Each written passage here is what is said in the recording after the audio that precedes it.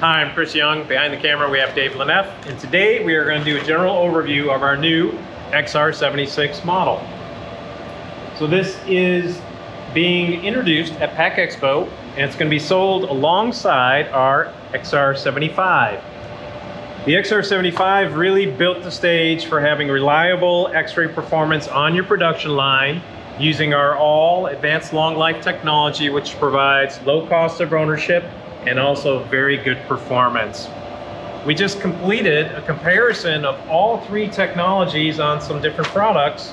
This was one of the products, and as you can see on the image, we were able to get good detection of glass and metal. But when we move over to the 76, we're actually detecting a little bit more.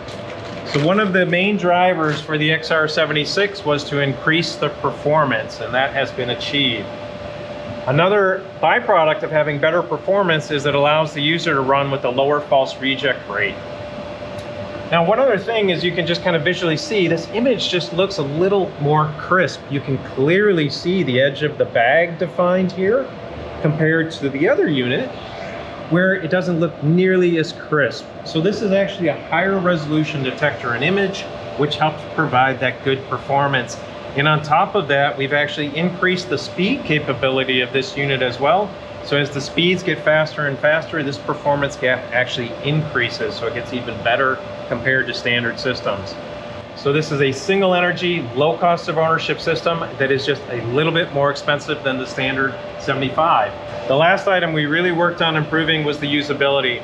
So the new screen is just so much quicker and easier to use. Obviously a lot higher contrast, higher resolution. So very fast, very responsive. Nice things like if you want to go in and look at some of the data, you can click it, go ahead, hit display, and once you have an image up, you can just simply pinch to zoom or unzoom, quickly move and scroll through images. Very responsive, just like a smartphone. The real big focus was on very good performance, low cost of ownership, and enhanced usability. Thank you.